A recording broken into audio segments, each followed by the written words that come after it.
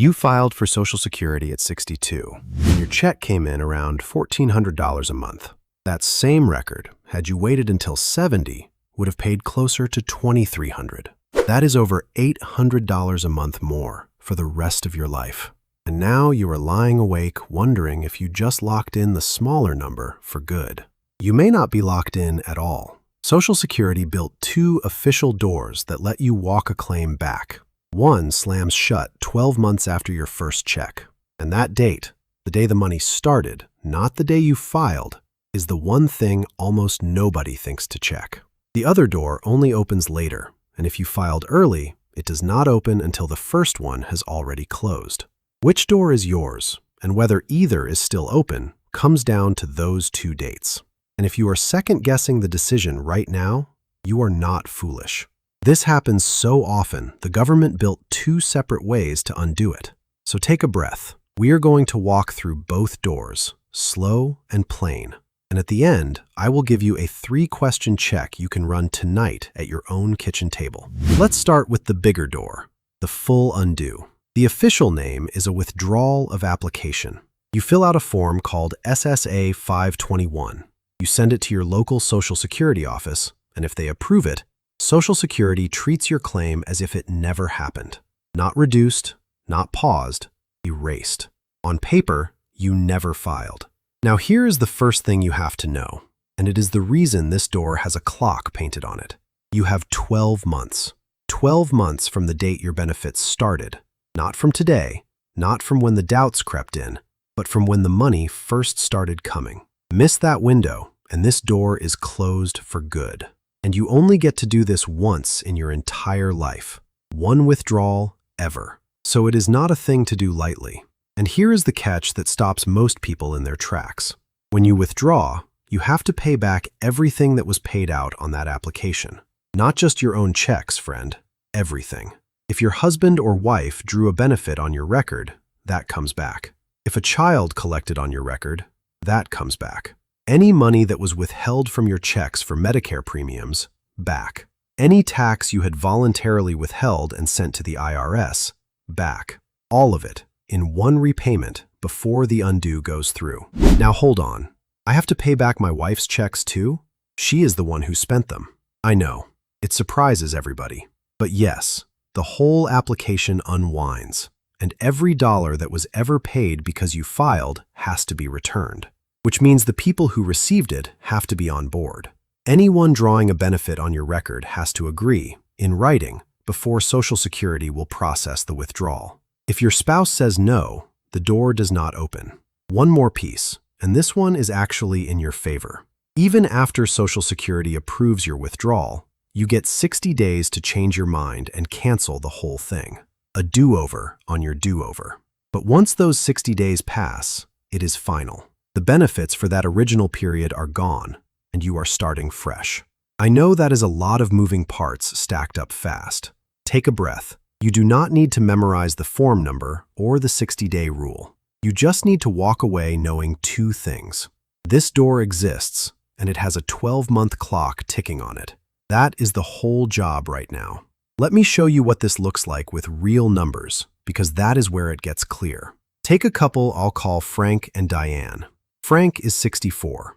7 months ago, he filed and started drawing $1,790 a month. He had 10% held back for taxes, so what actually landed in his account was $1,611 a month. Diane is 62, and once Frank filed, she started a spousal benefit of $860 a month on his record. Now Frank has gone back to work, a better job than the one he left, and he does not need these checks anymore.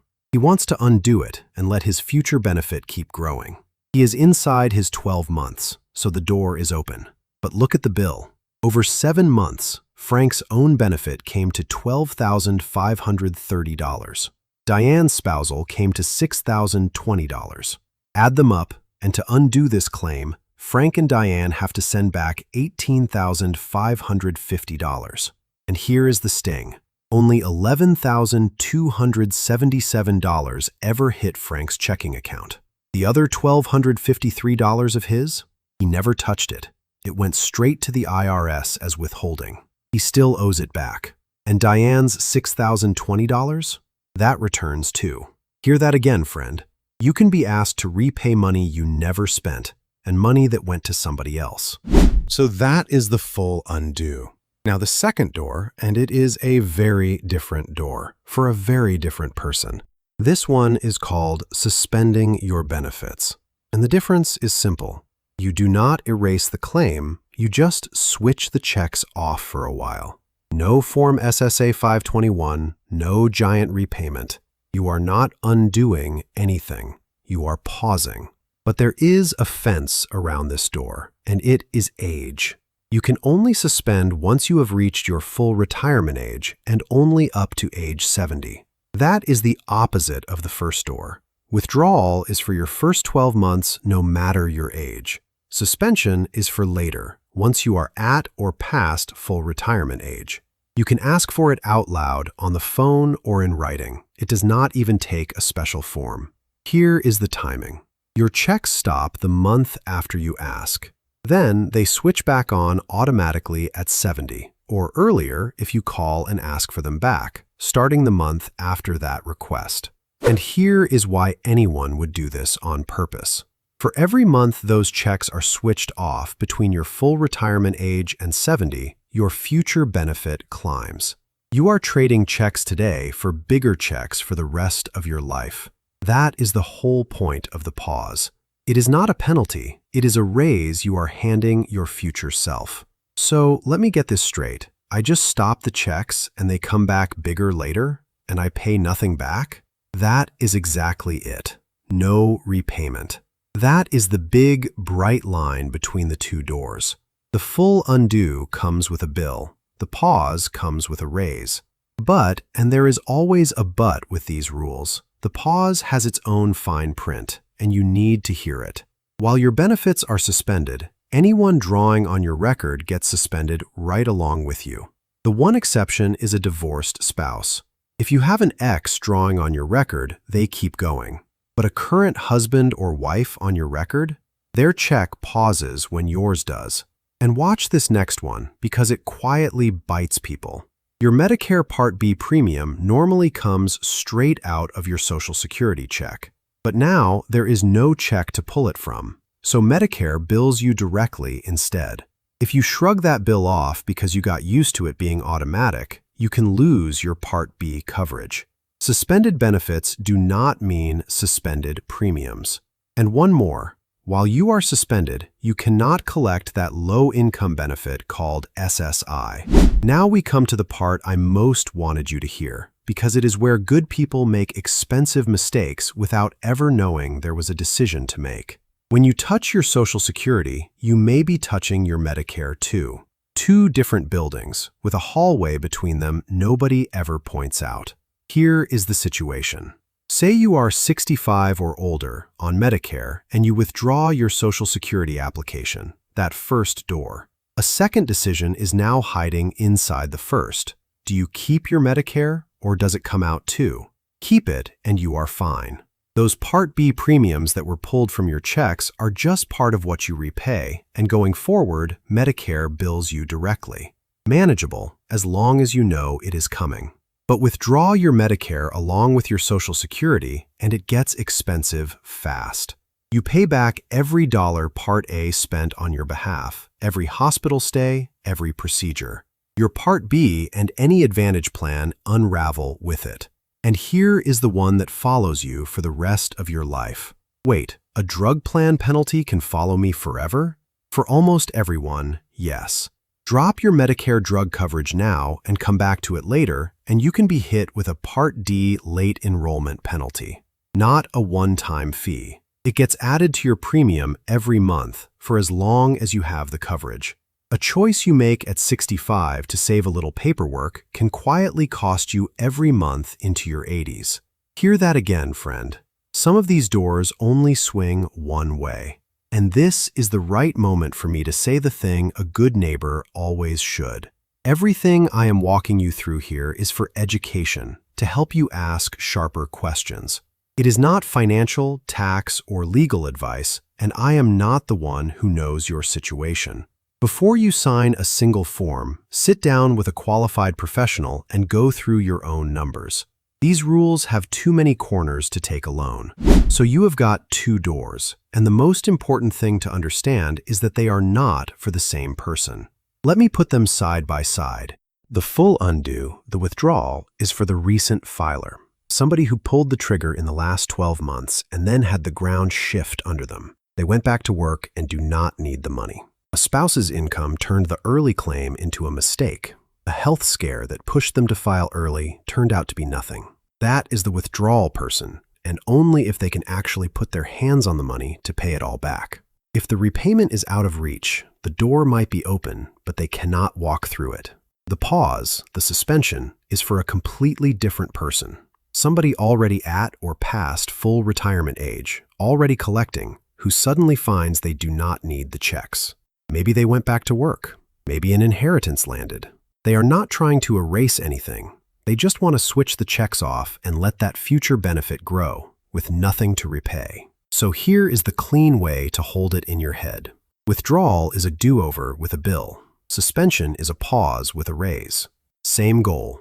You want more later instead of less now, but two different roads, and the age on your driver's license decides which one you are even allowed to drive on. All right, I promised you at the top a simple check you could run tonight at your own table to figure out which door, if either, is open to you. Here it is.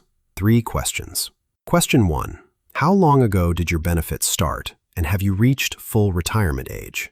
Those 2 answers open 2 different doors, and for some people, both. If it has been under 12 months, the full undo is available to you. If you are at or past full retirement age, the pause is available to you. Plenty of people who filed right around full retirement age qualify for both and get to choose between them.